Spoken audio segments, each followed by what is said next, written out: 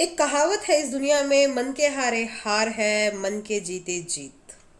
इसे हम बचपन से सुनते आ रहे हैं, मतलब सबको पता है, मगर इस पे अमल कोई नहीं करता। बहुत कम लोग करते, 99% नहीं करते। कि हम अगर सोच ले हम हार चुके हैं तो हम हार चुके हैं। अगर हम सोच ले कि हमें जीतना है, ये काम करना है, और डेफिनेटली हमें ये काम करना ही है, तो हम जीत जाएंगे। हम कभी नहीं हारते। सिर्फ ये पॉजिटिव थिंकिंग, ये कि हम कर सकते हैं, यही हमें जीत दे देती है और यही हमें मात दे देती है। यही हमें जितवा भी देती है, यही हमें हरा देती है।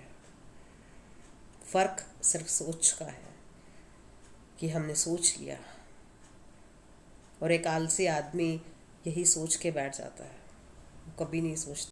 एक आचार्य जंगल में अपने विद्यार्थियों को पढ़ा रहा था, मगर उन विद्यार्थियों में एक बच्चा जो था वो पीछे बैठकर पेड़ की टहनियों से, लताओं से खेल रहा था। आचार्य को बहुत गुस्सा आया। आचार्य जी ने उसे पीटने के इरादे से अपने पास बुलाया। तो जब उसने बच्चे ने हाथ आगे किया तो महर्षि जी, जो आचार्य जी थे, गुरु जी थे, वो हंसने लगे। और उसने कहा कि बेटा, तेरी गलती नहीं है, तू पढ़ ही नहीं सकता। उसको बड़ा फील हुआ, बहुत दुख हुआ। तो उस छात्र ने अपने गुरुजी से पूछा कि गुरुजी, आपने ऐसा क्यों कहा कि मैं पढ़ ही नहीं सकता? तो गुरुजी ने कहा कि बेटा, तेरे हाथ की रेखाओं में अध्ययन की रेखा ही नहीं है। और गुरुजी ने बताया कि ये जो रेखा होती है हाथ में, ये अध्ययन की रेखा है, और ये रेखा तुम्हारे हाथ में नहीं है, इसलिए तुम पढ़ नहीं सकते। सारी क्लास हंसने लगी, सब हंसने लगे, उसका मजाक उड़ाने लगे। उस पर उसको बहुत गुस्सा आया, बहुत गुस्सा आया। वो रसोई घर में गया और वहाँ से एक चाकू लेकर आया, और चाकू से अपने हाथ पे वही रेखा बना दी जो अध्ययन की रेखा होती है। इस प्रकार से उस बालक ने अपने गुरुजी से कहा कि ये लीजिए, अब मैंने अपने हाथ पे रेखा बना ली, अब तो मुझे भगवान भी विद्या ग्रहण करने से नहीं रोक सकते।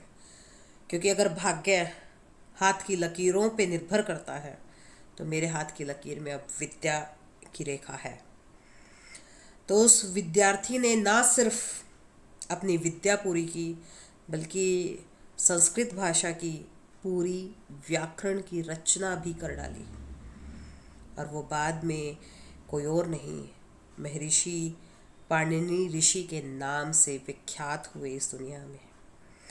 इसलिए जो लोग ये कहते हैं कि हम इसलिए ये नहीं कर पाए, हम इसलिए वो नहीं कर पाए, या हम इस वजह से ये नहीं कर पाए, हम उस वजह से ये नहीं कर पाए, इसलिए अगर हमने ये सोच लिया है कि हम कुछ नहीं कर सकते, तो हम वाकई में कुछ नहीं कर सकते।